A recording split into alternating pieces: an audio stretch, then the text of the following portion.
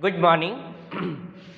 जो अपन ने कल पढ़ा था पहले उसको क्विक रिवीजन कर लेते हैं, फिर आगे कंटिन्यू करेंगे क्या क्या अपने को और आज पढ़ना है। ठीक है, कल अपन ने क्या क्या पढ़ा था। सबसे पहली बात पढ़ी थी अपन ने क्या कि एक ग्लास स्लैब मतलब बहुत सारे ट्रांसपेरेंट ग्लास स्लैब को पैरेलली अगर किसी मीडियम में रख दिया जाए, अगर बहुत सारे ग्लास स्लैब को ट्रांसपेरेंट ग्लास स्लैब को पैरेलली किसी मीडियम एक ही मीडियम में रख दिया जाए तो इनिशियली इंसिडेंट रे और फाइनली इमर्ज्ड रे आपस में क्या होती हैं, पैरेलल होती हैं। ये चीज अपन ने देख लिया था, समांतर होती हैं।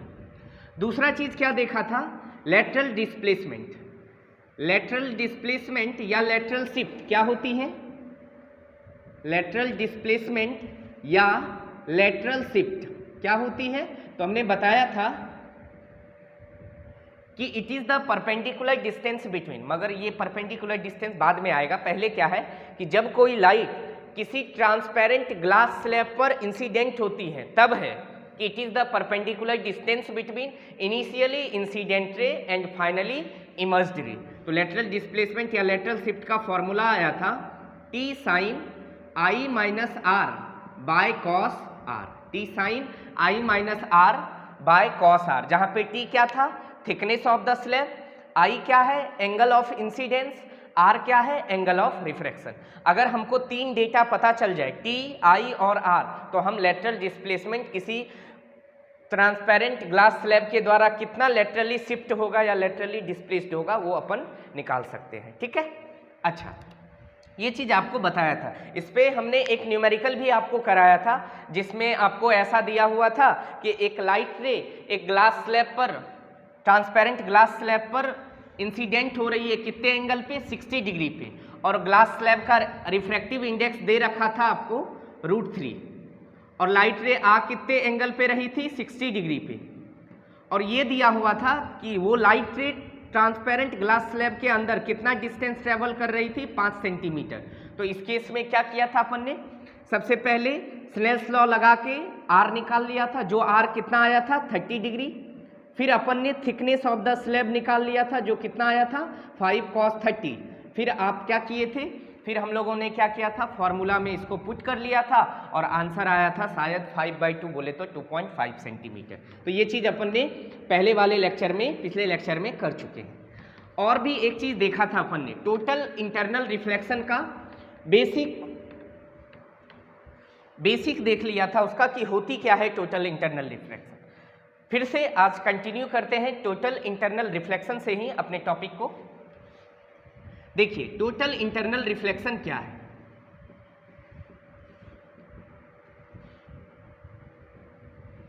टोटल इंटरनल रिफ्लेक्शन जिसको शॉर्ट में क्या बोला जाता है, TIR,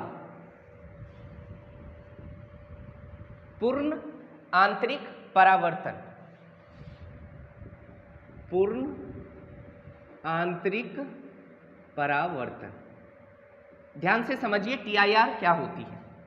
मान लीजिए ये एक बाउंड्री है, ये एक बाउंड्री है जो दो मीडियम को क्या कर रही है, सेपरेट कर रही है। इधर मीडियम क्या है, इधर मीडियम है रेयरर,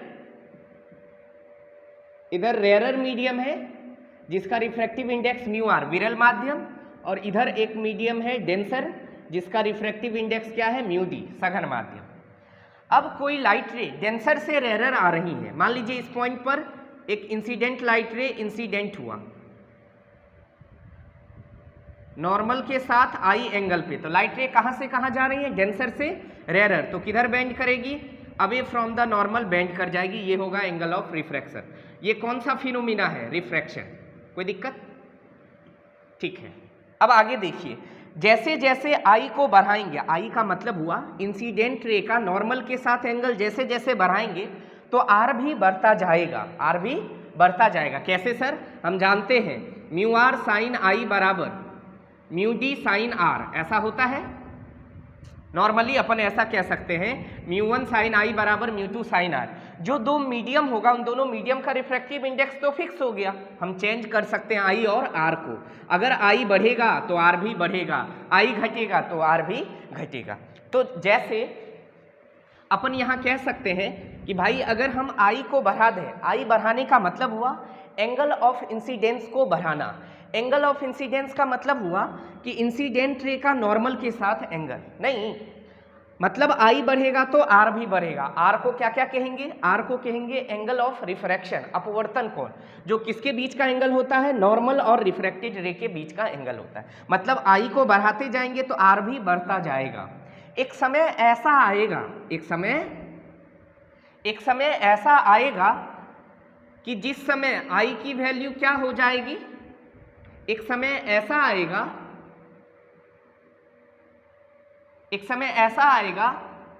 जिस समय एंगल ऑफ इंसिडेंस की वैल्यू क्या होगी पता नहीं, मगर एंगल ऑफ इंसिडेंस की जो भी वैल्यू होगी ना, उस केस में एंगल ऑफ रिफ्रैक्शन की वैल्यू क्या होगी? 90 डिग्री। एंगल ऑफ रिफ्रैक्शन की वैल्यू क्या होगी? 90 डिग्री। ध्यान से समझिए, आई को बढ़ाएंगे तो आर भी बढ़ेगा। आई को बढ़ाते बढ़ाते बढ़ाते एक ऐसे वैल्यू पे लेके गए, आई के एक ऐसे वैल्यू पे गए जिस आई के वैल्यू पर आर की वैल्यू कितनी आ गई? 90 डिग्री। तो उस आई को कहते हैं आईसी, दैट इज क्या कहते हैं? Critical angle. क्या कहते हैं इसको? क्रिटिकल एंगल, क्रांतिक कोण। इसको क्या कहते हैं? क्रांतिक कोण, क्रिटिकल एंगल। मतलब समझे, वह एंगल ऑफ इंसिडेंस जिस एंगल ऑफ इंसिडेंस पे एंगल ऑफ रिफ्रैक्शन कितने का हो जाए? 90 डिग्री का, ऐसे एंगल ऑफ इंसिडेंस को क्या कहते हैं? क्रिटिकल एंगल कहते हैं। कोई दिक्कत? अच्छा ठीक है भाई।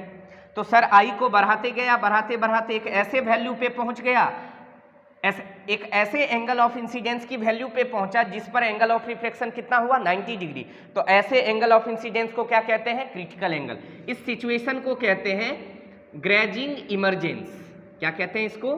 Grazing emergence. समझने के लिए कह सकते हैं कि क्या लाइट को मतलब यहाँ आई बढ़ाया, आर की वैल्यू बढ़ती गई।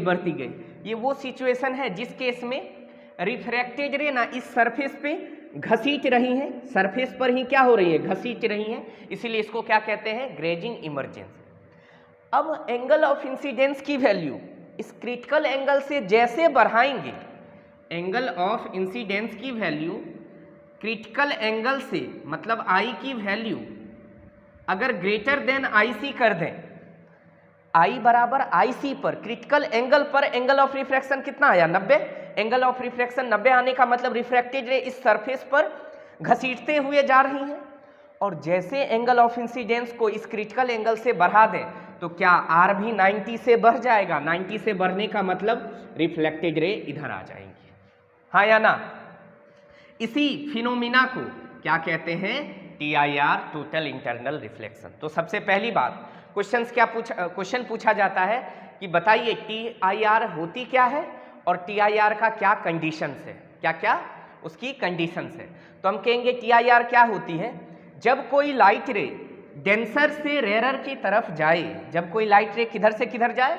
डेंसर से रेरर की तरफ, किस एंगल पे? कि एंगल ऑफ इंसिडेंस आई जो है वो क्रिटिकल एंगल से ज़्यादा होना चाहिए। जब कोई लाइट रे डेंसर से रेरर जाए, किस एंगल पे? क्रिटिकल एंगल से ज़्यादा एंगल पे, तो लाइट रे उसी मीडियम में वापस रिटर्न हो जाती है। इसी फिनोमिना को क्या कहते हैं? TIR कहते हैं, टोटल इंटरनल रिफ्लेक्शन कहते हैं। तो अगर आपसे पूछा जाए कि बताइए TIR होने के लिए नेसेसरी कंडीशंस क्या है, तो हम कहेंगे दो कंडीशंस। पहला कि लाइट रे कहाँ से कहाँ जाना चाहिए? डेंसर से रेरर जाना चाहिए, पहला कंडीशन। दूसरा कंडीशन कि angle of incidence critical angle से ज़्यादा होनी चाहिए। अब ये क्रिटिकल एंगल क्या होती है? वह एंगल ऑफ इंसिडेंस जिस एंगल ऑफ इंसिडेंस पे एंगल ऑफ रिफ्रैक्शन क्या हो जाए? 90 डिग्री। एक बात और, ये जो क्रिटिकल एंगल की वैल्यू होती है ना, अलग अलग मीडियम के लिए अलग अलग होता है। जैसे मान लीजिए अगर मीडियम है एयर ग्लास का, मतलब दो मीडियम का कॉम्बिनेशन, एयर ग्लास के लिए क्रिटिकल एंगल अलग होती है, ग्लास वाटर के लिए क्रिटिकल एंगल अलग होती है, एयर वाटर के लिए क्रिटिकल एंगल अलग होती है। मतलब दो अलग अलग मीडियम के लिए, इसको कहते हैं एयर ग्लास इंटरफेस, इसको क्या कहते हैं, ग्लास वाटर इंटरफेस, मतलब दो मीडियम है, एक तो एयर है दूसरा ग्लास है, तो इस मीडियम के लिए क्रिटिकल एंगल की वैल्यू फिक्स होती है, ग्लास वाटर के लिए फिक्स होती है, एयर वाटर के लिए फिक्स होती है। मतलब दो अलग अलग मीडियम, मतलब दो मीडियम का कॉम्बिनेशन हमेशा होगा, तो दो मीडियम के लिए हमेशा क्रिटिकल एंगल की वैल्यू फिक्स होगी। तो अब देखते हैं अपन कि इसमें करना क्या है।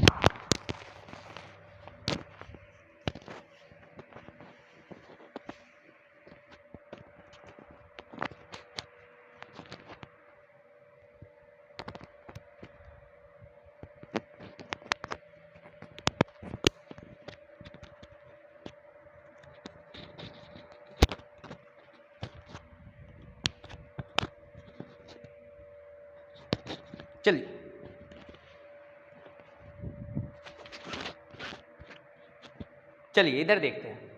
हाँ, तो मैं क्या कह रहा था कि ये क्रिटिकल एंगल समझ में आई, TIR होती क्या है ये बात समझ में आई। तो TIR का कंडीशंस क्या है कि लाइट रे कहाँ से कहाँ जाना चाहिए, डेंसर से रेरर, और किस एंगल ऑफ इंसिडेंस पे, angle of incidence critical angle से ज़्यादा होनी चाहिए, तब क्या होती है, TIR होती है। यहाँ तक कोई दिक्कत नहीं होनी चाहिए। अब सुनिए, ये तो हो गया सर कि TIR होती क्या है। अब न्यूमेरिकल्स कैसे बनेंगे इस पे, उसके लिए कुछ तामझाम करना पड़ेगा ना। आइए उसकी तैयारी करते हैं अपन। आइए यहां पे इस जगह पे आइए, जिस केस में ग्रेजिंग इमरजेंस हो रहा है इस सरफेस पर, इस कंडीशन में आप स्नेल्स लॉ लगाइए। तो अप्लाई स्नेल्स लॉ। देखिए स्नेल्स लॉ कितना इंपॉर्टेंट है। मैंने बोला था ना कि ये ऐसा टॉपिक है कि इस पे न्यूमेरिकल्स डायरेक्ट भी आता है और बहुत सारे कंसेप्ट को सीखने में, इस लॉ का यूज करेंगे अपन। आइए इस यहाँ पर अपन क्या लगाते हैं, यहाँ पर अपन लगाते हैं स्नेल्स लॉ। तो बताइए इधर वाले मीडियम का रिफ्रैक्टिव इंडेक्स कितना, म्यू डी, और इस वाले मीडियम में लाइट ने नॉर्मल के साथ जो एंगल बनाया वो एंगल कितना है, क्रिटिकल एंगल के बराबर, इज इक्वल टू इस मीडियम का रिफ्रैक्टिव इंडेक्स म्यू आर, और इस मीडियम में लाइट ने नॉर्मल के साथ एंगल कितना बनाया, 90, आर की वैल्यू 90, साइन 90। क्लियर विजिबल हो रहा है। चलिए ये बन गया mu D into sine IC बराबर म्यू आर, साइन 90 की वैल्यू 1। तो बताइए यहां से साइन IC बराबर क्या आ गया, mu R by mu D. ये इंपॉर्टेंट फॉर्मूला है। साइन IC बराबर क्या याद रखेंगे, साइन IC बराबर mu R by mu D, जहां पे म्यू आर क्या है, रेयर मीडियम का रिफ्रैक्टिव इंडेक्स, म्यू डी क्या है, डेंसर मीडियम का। तो हम देख लेंगे कि हमको जो भी दो मीडियम दिया होगा उनमें से एक रेयर होगा दूसरा डेंसर होगा। तो अगर उस केस में अगर आपको क्रिटिकल, जैसे आपको क्वेश्चन में दे दे ग्लास और वाटर इंटरफेस है, मतलब एक तरफ ग्लास है ऐसे और एक तरफ वाटर है, और आपसे पूछ देगा बताइए ग्लास वाटर के लिए क्रिटिकल एंगल की वैल्यू क्या होगी, कहेंगे सिंपल आसान है सर, ग्लास और वाटर में वाटर का रिफ्रैक्टिव इंडेक्स पता है ना 4/3, बोले तो 1.33, और ग्लास के लिए रिफ्रैक्टिव इंडेक्स होती है 3/2, बोले तो 1.5। बताइए critical angle glass air interface के लिए निकाला जा सकता है, बिल्कुल आसान। ग्लास और वाटर में किसको कहेंगे रेयर, वाटर को, और किसको कहेंगे डेंसर, ग्लास को। तो रेयर मीडियम का refractive index divided by denser का, तो यहां से क्रिटिकल एंगल आ जाएगा। इफ एक इसमें इंपॉर्टेंट चीज क्या कि if rare medium is air, कभी कभी क्या होगा, हमने आपको ये जनरल फॉर्मूला बताया साइन IC बराबर mu R by mu D, कभी कभी आपको रेयर मीडियम स्पेसिफाई कर देगा कि क्या है, एयर है। If rare medium is air, अगर रेयर मीडियम क्या हो, एयर हो, if rare medium is air, तो बताइए एयर के लिए रिफ्रैक्टिव इंडेक्स क्या होती है, 1। तो क्या इस केस में क्रिटिकल एंगल की वैल्यू क्या हो जाएगी, साइन IC बराबर म्यू आर के जगह 1, और म्यू डी क्या हुआ, डेंसर मीडियम का रिफ्रैक्टिव इंडेक्स, और डेंसर मीडियम के रिफ्रैक्टिव इंडेक्स को मान लीजिए जनरली हम क्या बोल दिए, म्यू, तो साइन IC बराबर 1/म्यू। तो क्या कहीं ये फॉर्मूला देखेंगे तो घबराना नहीं है, हम ये फॉर्मूला याद रखेंगे, इससे तो ये बनाने आएगा अपने को। क्यों, ये उस केस में ये फॉर्मूला लगेगा जिस केस में एक मीडियम एयर होना जरूरी है। तब लगेगा साइन IC बराबर 1/μ।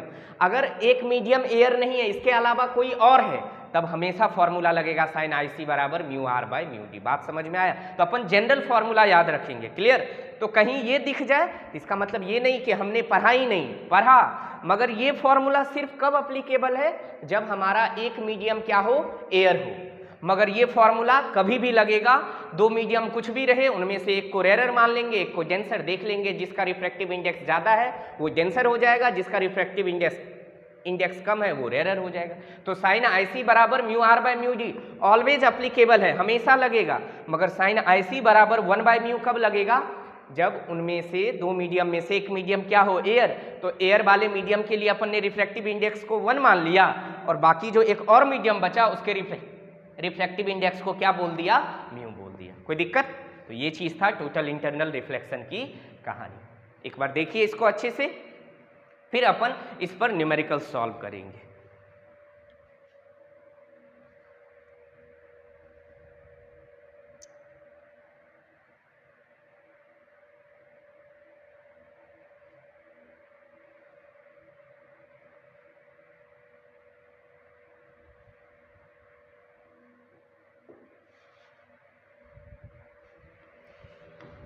पहला question,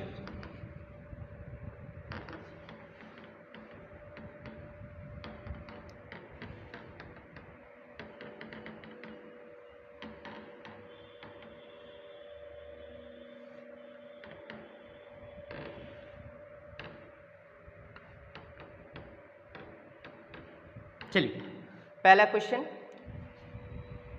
if critical angle for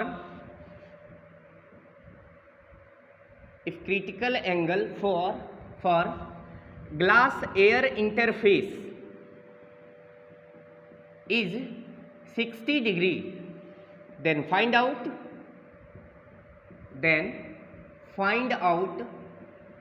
speed of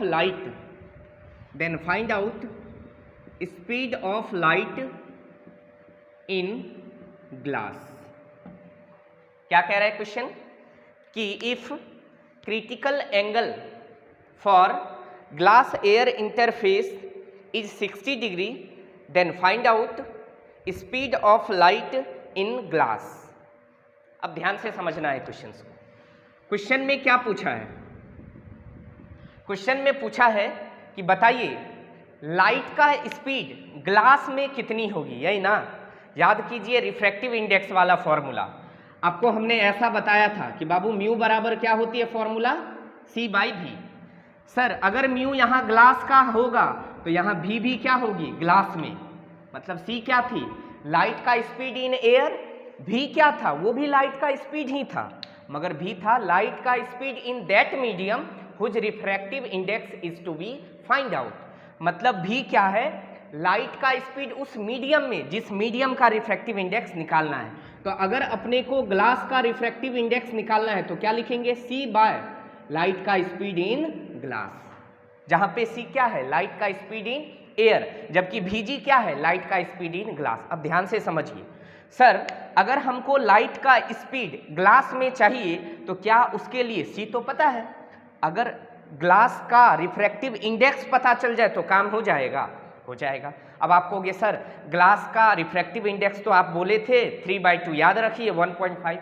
मैंने ऐसा तब बोला था बाबू, मैंने आपको ये भी बोला था साथ में ग्लास बहुत वैरायटी की होती हैं, बहुत तरह के। आप ही देख लो, आपके घर के विंडो में जो कांच लगा होगा उसकी वैरायटी अलग है, चश्मे में जो लगी होती है उसकी वैरायटी अलग है। तो हर एक ग्लास का वैरायटी अलग अलग है। तो वैरायटी अलग अलग होने के कारण उसके रिफ्रैक्टिव इंडेक्स की वैल्यू अलग अलग आती है, इसीलिए डायरेक्ट अपन 3/2 यूज नहीं करेंगे। तो इसका मतलब सर पहले हमको ग्लास का रिफ्रैक्टिव इंडेक्स निकालना पड़ेगा ना। अगर सर ग्लास का रिफ्रैक्टिव इंडेक्स पता चल जाए और लाइट का स्पीड एयर में तो पता है ही, तो क्या लाइट का स्पीड ग्लास मीडियम में पता नहीं चल जाएगा? तो पहला काम क्या करना है अपने को? ग्लास का रिफ्रैक्टिव इंडेक्स निकालना है। किसके अकॉर्डिंग? गिवन क्वेश्चंस के अकॉर्डिंग। अब क्वेश्चंस पे आते हैं। क्वेश्चन में क्या कह रहा है कि क्रिटिकल एंगल किसके लिए दे रखा है? Glass air. देखो दो मीडियम है ग्लास एयर, उनमें से एक मीडियम क्या एयर है? और अभी बोला था ना कि अगर दो मीडियम में से अगर एक मीडियम एयर हो जाए तो क्या क्रिटिकल एंगल का फॉर्मूला क्या लगाएंगे, साइन IC बराबर 1/μ। तो क्या यहाँ भी दो मीडियम क्या है, ग्लास एयर में से एक मीडियम एयर है, तो क्या क्रिटिकल एंगल का फॉर्मूला लगा दें, साइन IC बराबर 1/μ। साइन IC बराबर क्या हो जाएगा, 1/μ। अब बताओ यहाँ ये म्यू किसका होगा, जिस तरह आपने रेयर मीडियम को अगर एयर मान लिया, मतलब एयर को अगर रेयर मीडियम मान लिया तो उसी के ना जगह 1 आया, म्यू और किसके जगह आया, बाकी जो उसके तुलना में एक डेंसर मीडियम है उसी के ना रिफ्रैक्टिव इंडेक्स को आपने म्यू माना। तो यहाँ देखो दो मीडियम है, ग्लास और एयर, तो एयर के रिफ्रैक्टिव इंडेक्स तो 1 होती हैं, इसीलिए यहाँ 1 आ गया। तो ये म्यू रियल में कौन है, ये म्यू है ग्लास का रिफ्रैक्टिव इंडेक्स, हाँ या ना, कोई दिक्कत। ये म्यू किसका रिफ्रैक्टिव इंडेक्स है, ग्लास का, और 1 किसका है, एयर का।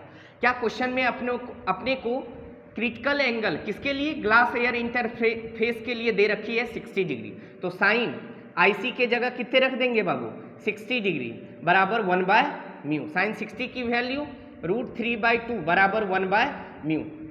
रेसिप्रोकल कर दीजिए तो उल्टा दीजिए तो इधर बन जाएगा 2/√3, इधर 1/μ का उल्टा हो जाएगा म्यू, तो म्यू बराबर कितना आ गया, 2/√3। आप ही बताओ ये म्यू किसका है, ये म्यू है डेंसर मीडियम का, मगर डेंसर कौन सा, कि ग्लास एयर के साथ और कौन मीडियम है, ग्लास। तो एयर अगर रेयर हो गया तो उसके लिए ग्लास क्या होगा, उसके रिस्पेक्ट में ग्लास डेंसर होगा ना। इसका मतलब ये जो म्यू बराबर 2/√3 आया रियल में, इस क्वेश्चन के लिए ग्लास का ये रिफ्रैक्टिव इंडेक्स है। अब यहाँ आइए, हम जानते हैं म्यू बराबर C/Vg, तो म्यू ग्लास कितना आया, 2/√3 बराबर C, अभी ग्लास कितना आया, मतलब speed of light in glass, cross multiply कर दीजिए तो speed of light in glass क्या आ गया, √3/2 इंटू C। आप चाहें तो C की वैल्यू रख दीजिए, नहीं तो डायरेक्ट आ गया speed of light in glass √3/2 C। C की वैल्यू पता है ना, C की वैल्यू होती है 3 × 10⁸ मीटर पर सेकेंड, ठीक है। तो चाहे तो आप इसको C की वैल्यू रख लें या चाहे तो C के टर्म में ही रहने दे दें। अगर ऑप्शंस में C के टर्म में है तब ऐसे रहने दीजिए, ऑप्शंस में अगर ऐसा होगा तो C के जगह क्या पुट कर लेंगे, 3 × 10⁸। तो ये क्या आ गया, Vg क्या है, लाइट का स्पीड इन ग्लास। समझ में आया क्वेश्चंस की वैरायटी, ये था पहला क्वेश्चन। तो अपन ने क्या क्या किया इसमें, ये क्वेश्चन अच्छा क्यों है, दो कंसेप्ट यूज कर लिया, एक क्रिटिकल एंगल का कंसेप्ट भी यूज कर लिया और एक म्यू बराबर C/V जनरल फॉर्मूला पढ़ा था वो भी कंसेप्ट यूज कर लिया, इसीलिए ये अच्छा क्वेश्चंस के वैरायटी में आता है। अगला क्वेश्चन,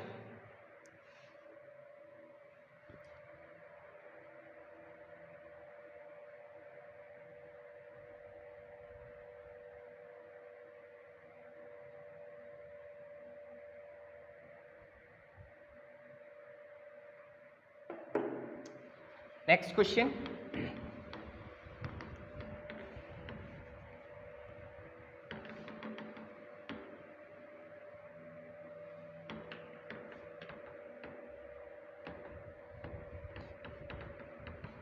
इस पोर्शन को इसलिए नहीं रब कर रहा हूं क्योंकि जो भी न्यूमेरिकल्स करेंगे उसमें यही दोनों फॉर्मूला में से कोई एक यूज आएगा, ठीक है। एक क्वेश्चन है,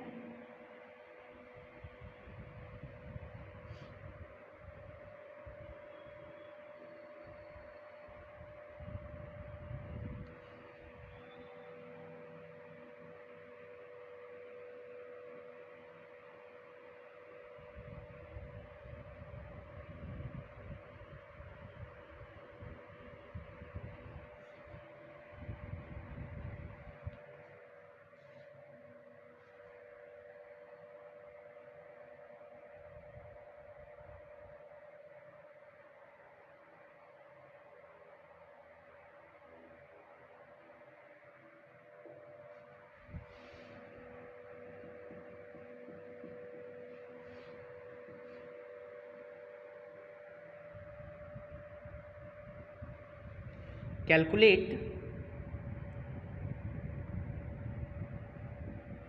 theta for which given light ray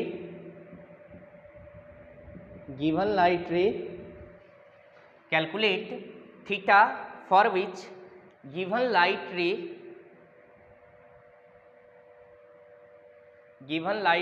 ray emerged along the surface AB along the surface AB। कह रहा है थीटा की वह वैल्यू बताइए जिस पर ये जो लाइट है ना, ये कहाँ से निकले, इस AB सरफेस पर इमर्ज करे, सरफेस AB के अलोंग क्या करे, इमर्ज करे। तो ये रहा AB सरफेस, बाहर का मीडियम क्या है, एयर, जिसका रिफ्रैक्टिव इंडेक्स कितना, 1। ये क्वेश्चन है, समझे क्वेश्चन कह रहा है कि बताओ ये थीटा की वैल्यू क्या हो। क्वेश्चन सुनिए, ये थीटा की वैल्यू क्या हो जिसके कारण कि गिवन लाइट रे, ये जो आ रही है लाइट रे, ये कैसे निकले, सरफेस AB के अलोंग निकले, सरफेस AB के अलोंग, सरफेस AB के अलोंग इमर्ज करे। अब देखिए इस क्वेश्चन को कैसे करेंगे, ये रहा क्वेश्चन। अच्छा बताइए, ये बाहर क्या है, रिफ्रैक्टिव इंडेक्स 1, और ये क्या है 2/√3 इसका रिफ्रैक्टिव इंडेक्स, इसकी वैल्यू 1 से ज़्यादा है। देखो 2√3 की वैल्यू होती है 1.73, मतलब 2, और ये 2 से कम में है ना, 2 डिवाइडेड बाई 2 से कम नंबर 1 से ज़्यादा ही आएगी। तो इधर का रिफ्रैक्टिव इंडेक्स 1 से ज़्यादा है, जबकि इधर 1 है। बताइए अगर लाइट रे रेयर से डेंसर जाएंगी तो किधर बेंड करेंगी, टुवर्ड्स द नॉर्मल। तो जब लाइट रे यहाँ गिरा तो इस सरफेस पे यही ना नॉर्मल है, तो नॉर्मल के तरफ लाइट ऐसे बेंड कर गया, सही है। अब इस पॉइंट पर लाइट रे आया और क्या इस पर नॉर्मल ऐसा ही होगा। अब ध्यान से समझिए, क्या कह रहा है कि गिवन लाइट रे सरफेस AB के अलोंग क्या करना चाहिए, बाहर निकलना चाहिए। तो ये लाइट रे अब कहाँ से कहाँ जा रही है, डेंसर से रेयर।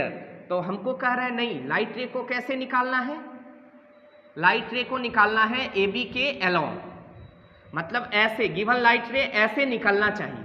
बताइए ऐसे निकलने के लिए एक बात तो श्योर है कि यहाँ एंगल ऑफ रिफ्लेक्शन कितना हो गया, 90 डिग्री। इसका मतलब श्योर है यहाँ जो एंगल होगा वो किसके बराबर होगा, क्रिटिकल एंगल के बराबर होगा, हाँ कि ना। अगर बताइए यहाँ क्रिटिकल एंगल के बराबर हो जाएगा ये एंगल, तो क्या यहाँ पहले ये बताइए क्रिटिकल एंगल निकाला जा सकता है। तो पहले हम क्रिटिकल एंगल निकालते हैं। आप समझ पा रहे हैं मैं क्या बोला, बात सुनिए। ये लाइट रे इस सरफेस पे गिरा ना बाबू, तो ये सरफेस पे नॉर्मल ये है, लाइट रे कहाँ से कहाँ जा रही है, रेयर से डेंसर, तो टुवर्ड्स द नॉर्मल बेंड कर गया। अब ये रिफ्रैक्टेड लाइट रे इस सरफेस पे आके गिरी, मगर क्वेश्चन में दिया है थीटा की वह वैल्यू बताओ जिस पर फाइनली लाइट रे किस सरफेस AB पर इमर्ज होनी चाहिए, सरफेस AB के अलोंग इमर्ज होनी चाहिए। तो क्या यही लाइट रे AB के अलोंग इमर्ज तभी ना होगा बाबू, जब यहाँ पर ये इस सरफेस पर किस एंगल पे गिरे, क्रिटिकल एंगल पे, तभी ना एंगल ऑफ रिफ्रैक्शन 90 डिग्री होगा, तो ये AB के अलोंग इमर्ज करेगा। सही बात है। इसका मतलब सर पहले क्रिटिकल एंगल चाहिए। अब बताइए क्या यहाँ भी दो मीडियम है, एक तो इधर हवा है और इधर ये एक सिस्टम है जिसका रिफ्रैक्टिव, एक मटेरियल का ये सिस्टम बना है जिसका रिफ्रैक्टिव इंडेक्स क्या है 2/√3। तो दो मीडियम है जिसमें से एक मीडियम एयर है। तो क्या क्रिटिकल एंगल के लिए फॉर्मूला लगा दें, साइन IC बराबर क्या हो जाएगा 1/μ। बात समझ में आया। तो साइन IC बराबर हो जाएगा 1/, क्या म्यू क्या होती है, म्यू होती है एयर के अलावा जो दूसरा मीडियम है उसका रिफ्रैक्टिव इंडेक्स कितना है 2/√3। तो क्या अपन यहाँ से बोल दें साइन IC बराबर क्या हो जाएगा √3 ऊपर नीचे 2, साइन IC बराबर कितना आ गया √3/2। तो आप ही बता दीजिए IC बराबर नहीं हो गया 60 डिग्री। इसका मतलब हो गया क्रिटिकल एंगल की वैल्यू कितनी आई 60, चूंकि अपने को पता है साइन के किस एंगल पे वैल्यू आता है √3/2, तो 60 डिग्री पे, 60 डिग्री पे साइन का मान कितना होता है √3/2। ठीक है, तो यहां से क्रिटिकल एंगल की वैल्यू कितनी आ गई 60। ये हो गया क्रिटिकल एंगल का मान कितना आ गया 60। अब ध्यान से देखो ये एक राइट एंगल ट्रायंगल है, अगर ये राइट एंगल ट्रायंगल है, ये 90 डिग्री, ये 60, तो ये एंगल कितना 30। कैसे, क्योंकि अपने को पता है एक ट्रायंगल के तीनों एंगल का सम कितना होता है 180 डिग्री। तो अगर ये 90, ये 60, तो ये क्या होगा 30। अब काम अपना आसान हो गया। बोलो कैसे सर, इधर आओ, इस सरफेस पे स्नेल्स लॉ लगा दो। बोलो काहे, इस सरफेस के इधर एक तरफ अलग मीडियम है एयर और इधर लाइट रे ने नॉर्मल के साथ एंगल बनाया थीटा। सरफेस के इस तरफ मीडियम अलग है, रिफ्रैक्टिव इंडेक्स पता है, सरफेस के इस तरफ लाइट रे ने नॉर्मल के साथ एंगल बताया वो भी पता है, ये थीटा निकालना है। तो क्या लगा दें स्नेल्स लॉ लगा दें। तो now apply Snell's law, apply Snell's law, Snell's law apply कर देते हैं। तो स्नेल्स लॉ लगाएंगे तो क्या होगा, इधर का रिफ्रैक्टिव इंडेक्स 1 इंटू इस मीडियम में लाइट रे ने नॉर्मल के साथ एंगल कितना बनाया, थीटा, बराबर इस मीडियम का रिफ्रैक्टिव इंडेक्स 2/√3 इंटू इस मीडियम में लाइट रे ने नॉर्मल के साथ कितना एंगल बनाया, 30 डिग्री, साइन 30। तो ये बन गया साइन थीटा बराबर 2/√3, साइन 30 का मान 1/2, 2 से 2 कट गया, तो साइन थीटा का मान कितना आ गया, साइन थीटा का मान आ गया 1/√3, तो थीटा का मान क्या हो जाएगा, साइन इनवर्स 1/√3 आंसर। मतलब अगर थीटा की वैल्यू इतना कर देंगे तो ये जो गिवन लाइट रे है ना वो फाइनली कहाँ से निकलेंगी बाहर, सरफेस AB के अलोंग बाहर निकलेगी। ये था क्वेश्चन। बात समझ में आया? थीटा की वैल्यू कितनी आ गई, sine inverse 1/√3। Okay,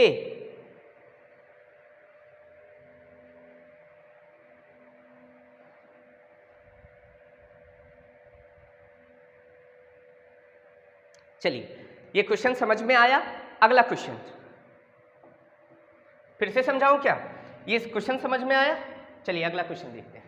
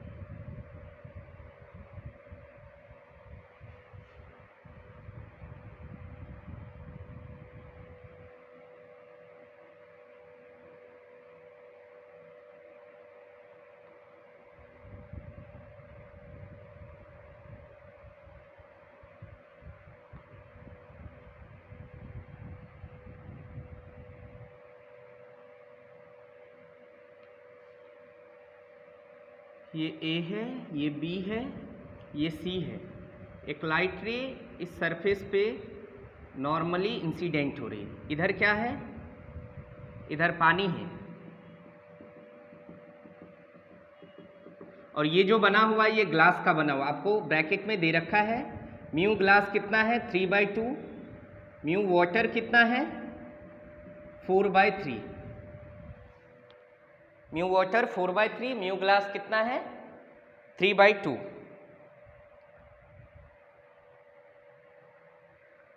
calculate, questions क्या है, कैलकुलेट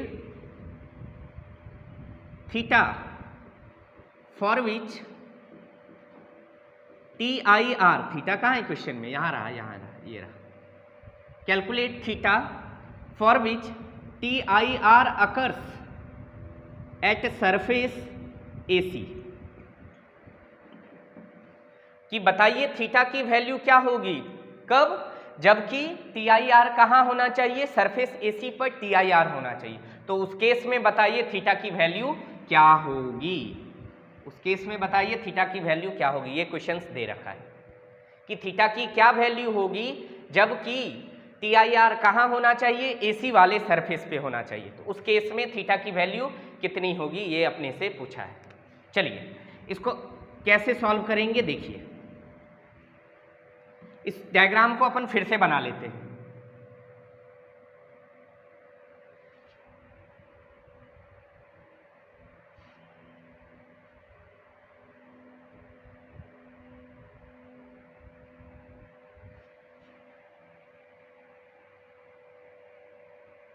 ये थीटा है।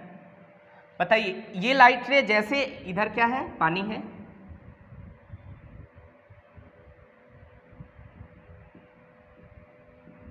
ये लाइट रे जैसे यहां एंटर करेगी तो परपेंडिकुलरली गिर रही हैं, तो अनडेविएटेड ही ना जाएंगी।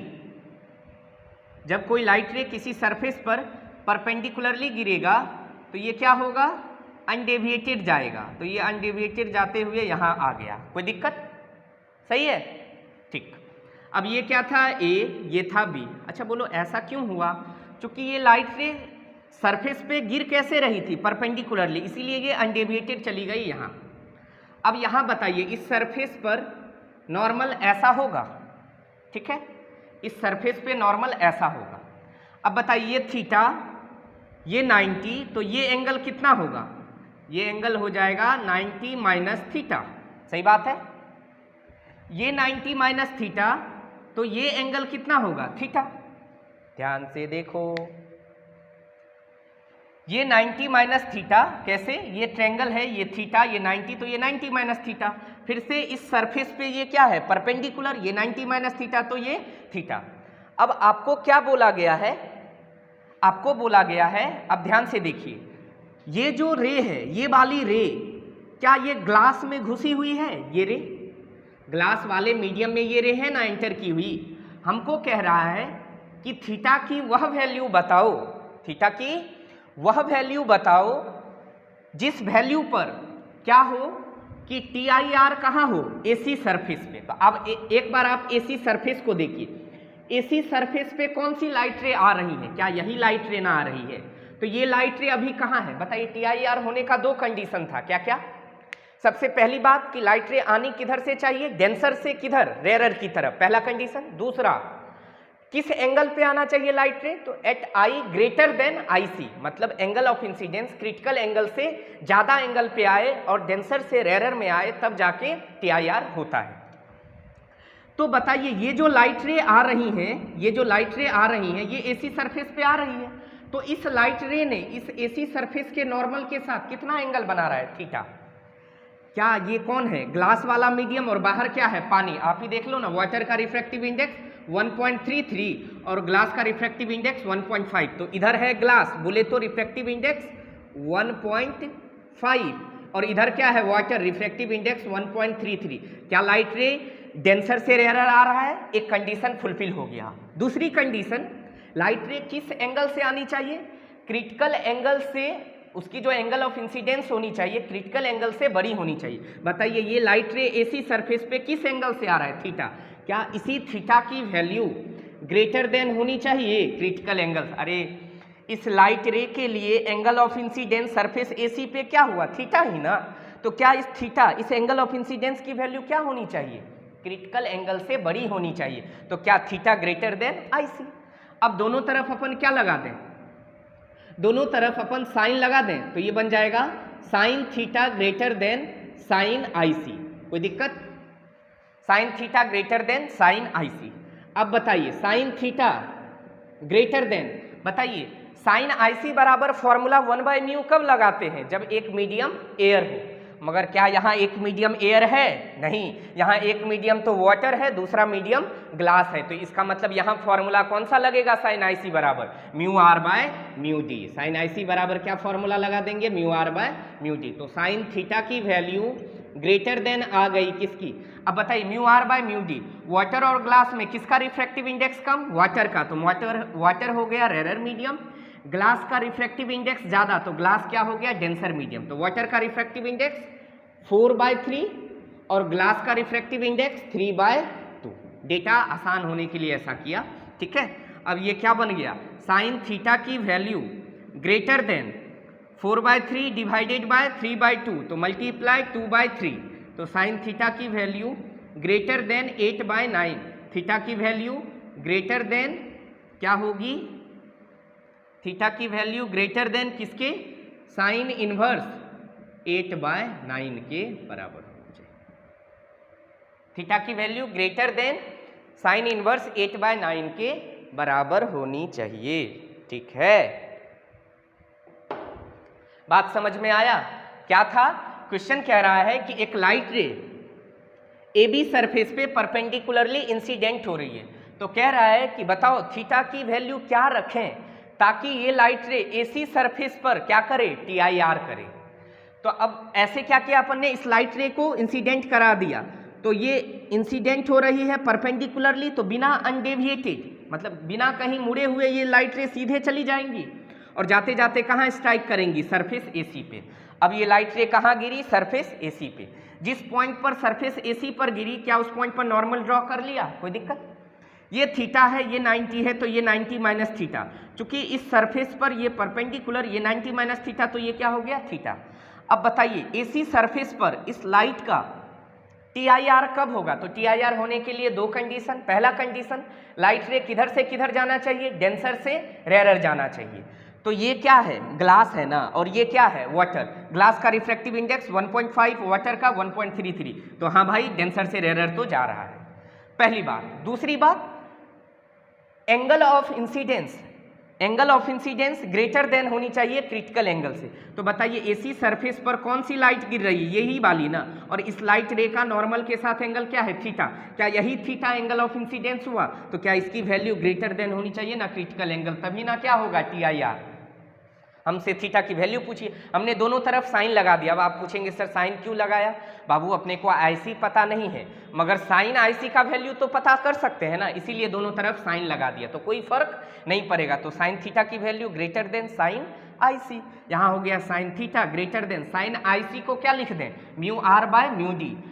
इस ग्लास, अच्छा साइन IC बराबर mu R by mu D क्यों लगाया? चूंकि साइन IC बराबर 1/μ तब लगाते हैं जब एक मीडियम एयर होती है, मगर यहाँ तो एक भी मीडियम एयर नहीं है, दोनों अलग अलग है, इसीलिए साइन IC बराबर क्या लगाया? Mu R by mu D. Sine IC के जगह mu R by mu D. Glass और वाटर में जिसकी रिफ्रैक्टिव इंडेक्स कम वो रेरर, जिसकी रिफ्रैक्टिव इंडेक्स ज़्यादा वो डेंसर। तो वाटर का रिफ्रैक्टिव इंडेक्स कम, इसीलिए ये रेरर हो गया, ग्लास का रिफ्रैक्टिव इंडेक्स ज़्यादा, इसीलिए ये डेंसर हो गया। तो साइन थीटा की वैल्यू ग्रेटर देन, ये वैल्यू रखा, इसको सॉल्व कर लिया, साइन थीटा की वैल्यू ग्रेटर देन 8/9, तो थीटा की value greater than sine inverse 8/9।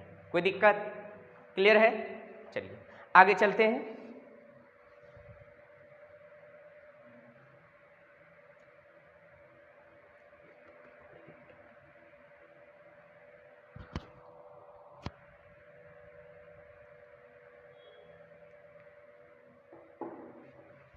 Next कहिए, तो ये एक न्यूमेरिकल सी है, मगर मैं नोट डाल के थ्योरी की तरह लिखा रहा हूँ। मैं चाहता तो क्वेश्चन लिखा के सॉल्यूशन करा देता, वो भी ठीक है, जो अभी बताऊंगा।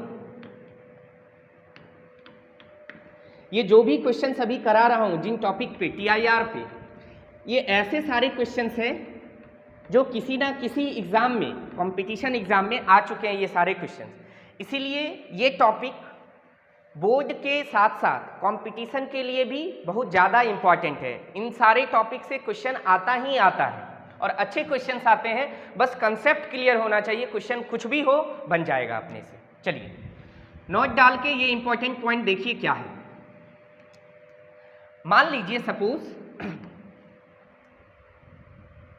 ऐसे मान लीजिए कि ये रिवर है, ये क्या है? रिवर है, रिवर में पानी यहां तक है, ये रिवर की डेप्थ है। क्या है ये? रिवर की डेप्थ। रिवर की डेप्थ, रिवर की डेप्थ मान लीजिए h है, ये रिवर का टॉप सरफेस है, पानी का सरफेस। रिवर का डेप्थ क्या है? h है। अपन रिवर का डेप्थ जनरली नहीं कैलकुलेट कर सकते, हम मान रहे हैं क्वेश्चंस बनाने के लिए कि ये क्या है? रिवर है, रिवर का ये क्या है? डेप्थ है। और यहाँ पे पूरे इसके डेप्थ पर क्या जल रहा है? एक बल्ब जल रहा है। क्या जल रहा है यहाँ? बल्ब। ये क्या है? एक ऑब्जेक्ट है जहाँ से क्या जल रहा है? बल्ब। और इधर क्या है? मीडियम एयर है, एयर का रिफ्रैक्टिव इंडेक्स 1। और इधर मान लीजिए वाटर है, मान लीजिए यहाँ डेंसर है, ये क्या हो गया? Rarer medium. और इधर ये क्या हो गया? डेंसर मीडियम, जिसके रिफ्रैक्टिव इंडेक्स को अपन क्या मान लेते हैं? म्यू। कोई दिक्कत? चूंकि एक मीडियम एयर हो गया ना, तो एयर के लिए रिफ्रैक्टिव इंडेक्स 1, तो डेंसर के रिफ्रैक्टिव इंडेक्स को अपन ने म्यू मान लिया। क्वेश्चंस क्या है? ध्यान से समझिए। क्वेश्चंस कह रहा है कि ये बल्ब जलेगा तो रोशनी बिखेरेगा ना हर तरफ, तो एक चीज होगा, जैसे इस बल्ब से रोशनी जाएगी, तो आपसे क्वेश्चन में कह रहा है कि बताओ, मतलब आप समझने की कोशिश करिए ऐसा कि ये सरफेस है, ऐसा ऐसा ये सरफेस है, अब बल्ब यहाँ जल रहा है, बल्ब कहाँ रखा हुआ है? पानी में, और ये टॉप सरफेस है पानी का, ये सरफेस टॉप है। तो कह रहा है इस बल्ब से जो रोशनी बाहर निकलेगी ना, तो उस पानी के टॉप सरफेस पे किस दूर तक वो बल्ब की रोशनी दिखाई देगी। क्वेश्चन समझ में आया? ये क्या है? ऐसा ऐसा सरफेस है, ये क्या है? वाटर का सरफेस है। बल्ब कहाँ जल रहा है? ये बॉटम पे, और यहाँ क्या है? पानी भरा हुआ है। तो ये बल्ब से रोशनी निकलेगी ना बाहर, तो कह रहा है वाटर के सरफेस पे किस एरिया तक रोशनी होगी वही एरिया कैलकुलेट करना है। क्लियर? अच्छा, समझते हैं कहां तक रोशनी जाएगी। ध्यान से देखिएगा, एक लाइट रे को अपन ने क्या कराया, नॉर्मली इंसिडेंट कराया। बताइए, नॉर्मली इंसिडेंट कराएंगे तो ये लाइट रे क्या होगी, अनडेविएटेड, सीधे चली जाएंगी, कोई दिक्कत। अब एक लाइट रे को किसी एंगल पर गिराया, एक लाइट रे को कहां गिराया, किसी एंगल पे। अब बताइए कहां तक रोशनी आपको पानी के सरफेस पे दिखेगा। अगर ये वाला पोर्शन I बराबर IC है, क्रिटिकल एंगल के बराबर है, तो क्या इस केस में लाइट इस सरफेस को घसीटते हुए बाहर आएंगी? क्या लाइट इस केस में सरफेस को घसीटते हुए बाहर आएंगी? इससे थोड़ा भी एंगल ज्यादा पे अगर लाइट इधर जाएंगी तो उसका क्या हो जाएगा, TIR। तो जब TIR हो जाएगा तो वो लाइट तो बाहर निकलेगी ही नहीं। यहां से लाइट गया मगर TIR हो जाने के बाद तो ये इसी मीडियम में ना वापस लौट गया, तो यहां रोशनी थोड़े दिखेगी। तो रोशनी कहां तक दिखेगी, किस लिमिट तक, यहीं तक। इसके अलावा थोड़ा भी एंगल बढ़ाएंगे तो बताइए, अगर I बराबर ये IC है, ये IC है, तो क्या ये भी एंगल IC होगा? क्यों? ये दोनों लाइन्स आपस में पैरेलल, ये इंटरसेक्टिंग लाइन, तो ये एंगल इसके बराबर होगा ऑल्टरनेट एंगल से, एकांतर कोण से। ध्यान से समझिए बाबू मैं क्या कह रहा हूं, ऐसे सोचिए, ये सरफेस है,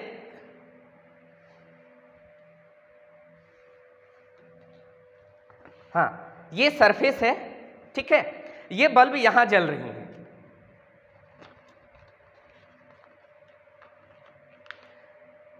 ये बल्ब यहां जल रही है और सरफेस कहां है, बल्ब यहां जल रही है, सरफेस यहां है। होगा क्या, एक लाइट रे तो सीधे गई और इधर यहां लाइट दिख जाएगा।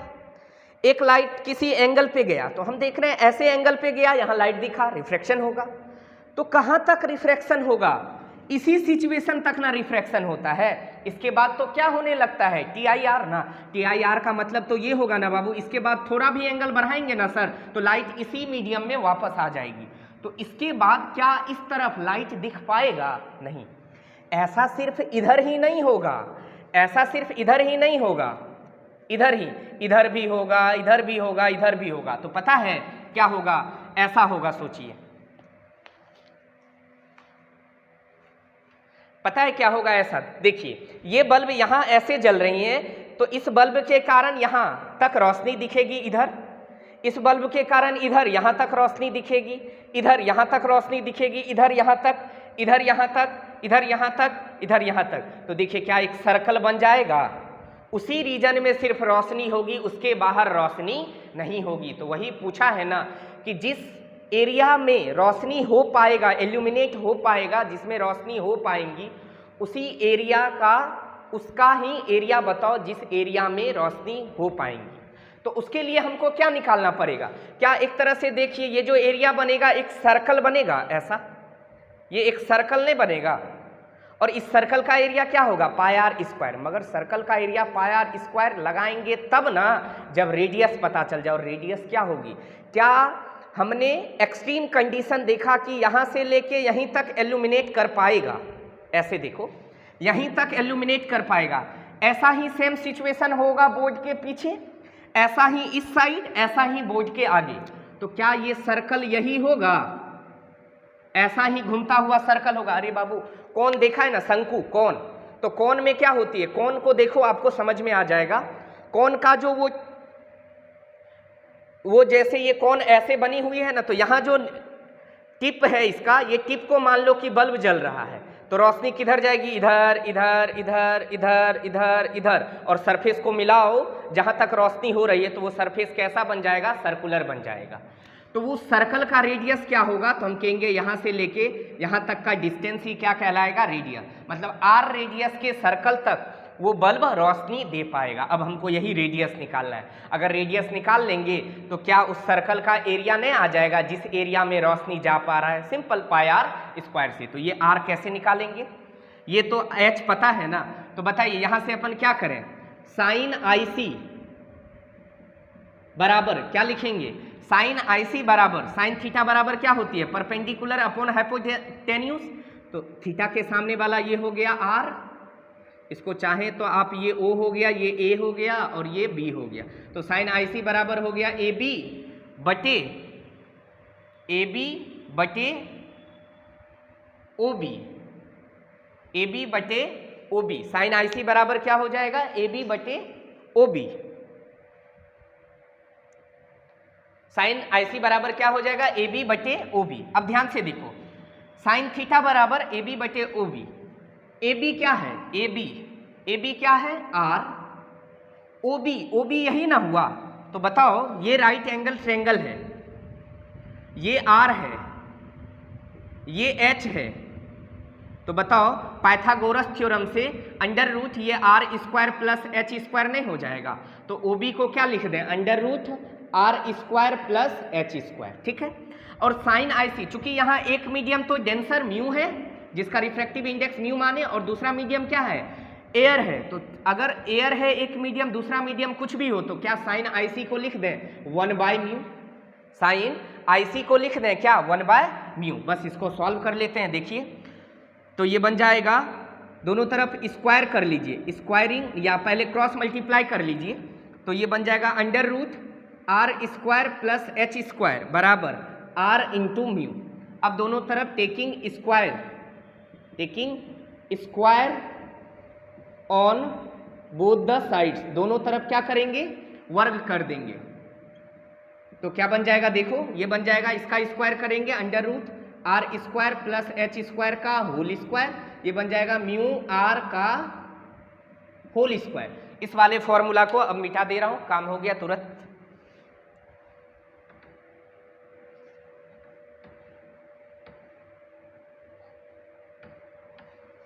देखिए तो ये क्या बना? स्क्वायर रूट भी है और स्क्वायर भी है, तो ये बन जाएगा R square plus H square, ये बन गया mu square R square. R square को एक तरफ, बाकी को दूसरी तरफ, तो ये बन जाएगा H स्क्वायर बराबर R स्क्वायर को उधर भेज दीजिए, तो ये बन गया mu square R square minus R square. यहाँ पे R स्क्वायर कॉमन ले लीजिए, तो ये बन जाएगा म्यू स्क्वायर माइनस 1 बराबर H स्क्वायर।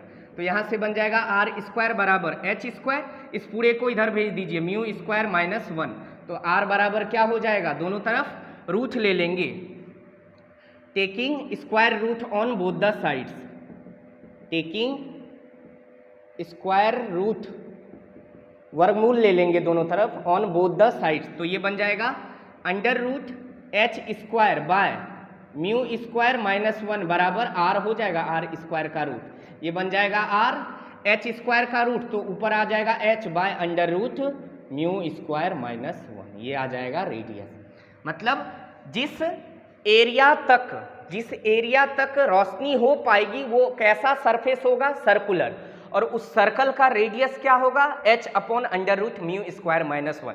बताइए, कभी कभी क्वेश्चन में डायरेक्ट रेडियस पूछ लेगा, कभी कभी पूछ लेगा कि जिस एरिया तक रोशनी होगी उस एरिया का, मतलब वो रीजन का, जिस रीजन तक रोशनी हो पाएगी, जिस रीजन तक इल्यूमिनेट हो पाएंगी उस रीजन का एरिया बताइए। तो एरिया कैसे निकालेंगे? चूंकि ये रीजन कैसा बनेगा? सर्कुलर बनेगा, तो सर्कल का एरिया क्या लगा देंगे? पाई R स्क्वायर। मगर उसके लिए तो पहले R निकालना पड़ेगा, तो R बराबर क्या फॉर्मूला लगाएंगे? H upon under root mu square minus 1। H क्या है? Depth of the river. Mu क्या है? रिफ्रैक्टिव इंडेक्स किसका? उस रिवर के पानी का रिफ्रैक्टिव इंडेक्स। क्लियर?